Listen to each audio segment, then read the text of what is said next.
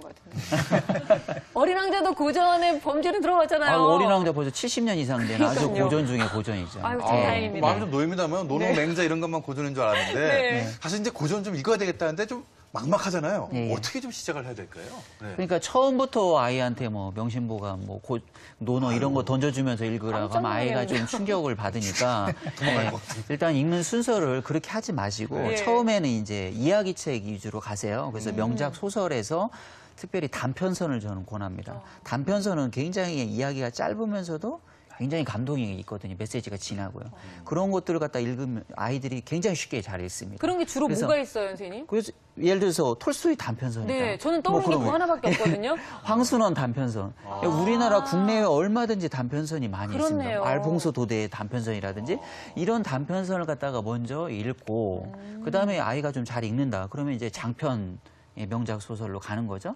그렇게 해서 한두 권씩 읽은 후에 아이가 이제 어느 정도 고전 읽기를 잘 하는구나 이게 생각이 되면 그다음에 이제 인문 철학 고전, 명심보감이라든지 뭐 사자수학이라든지 논어라든지 이런 책들을 갖다가 같이 이렇게 읽으면 그런 순서대로 네. 가면 무난하다고 생각을 합니다. 저는 방송 시작하기 전에 선생님 저도 이제 고전을 읽으려면 뭐부터 시작할까요? 그러면 선생님이 소학을 읽으십시오.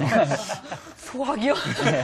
너무 생소해가지고요. 일단 책 네. 제목이 그 한자로 돼 있으면 그러니까요. 왠지 부담스러운데 이 말씀을 들어보니까 지금 스토리가 있는 것부터 시작을 해서 네, 예. 음. 점차적으로 인문 철학적으로 그렇죠. 옮겨가라라는 예, 예. 말씀인데 근데 요거는 보니까 아이들 발달 과정에서 인지 발달의 과정하고 비슷한 것 같아요. 예, 그렇습니다.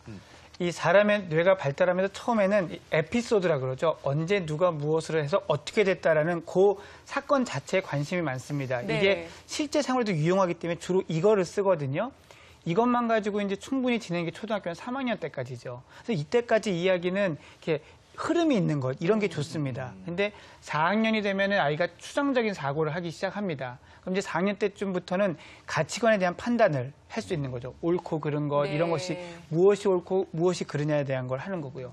2단계가 충분히 발달하면 이제 사춘기의 그 정점에 가면은 답이 없는 문제들, 과연 이 세상은 어떤 가치로 살아야 되는가, 이런 문제에 대해서 그래서 고민을 고뇌할 수 있는. 하게 되는 거죠.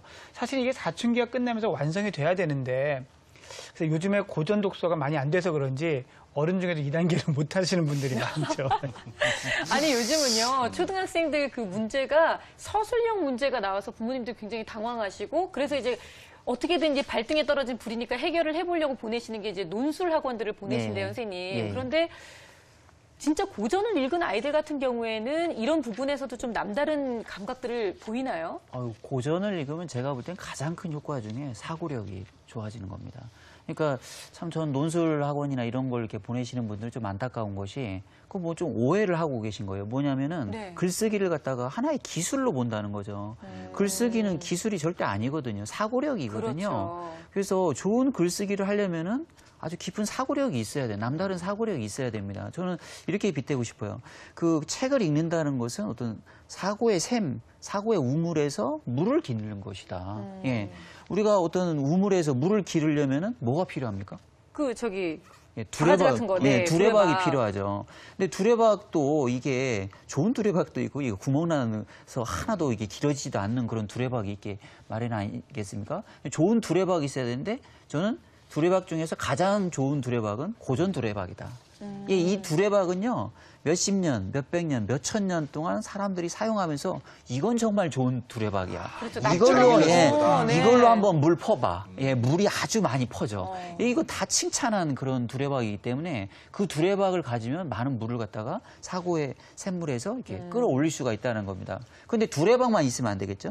그 두레박을 갖다가 끈이 있어야죠. 끈이 있어야 되겠죠. 근데 그 끈의 길이에 따라서 깊은 샘물을 갖다가 끌어올릴 수 있냐, 아니면 얄팍한 샘물만 끌어올릴 수 있냐가 결정이 되는데 그 끈 길이는 그 고전을 어떻게 제대로 읽었느냐와 관련이 있습니다. 그래서 끈의 길이를 갖다 길게 하려면 고전을 제대로 읽고 반복해서 읽고 이런 작업들이 필요하죠. 네. 그래서 그 사고의 그 샘에서 물을 갖다가 많이 길어내고 싶은 사람들은 좋은 두레박, 고전 두레박으로 아이가 할 수 있도록 도와줘라.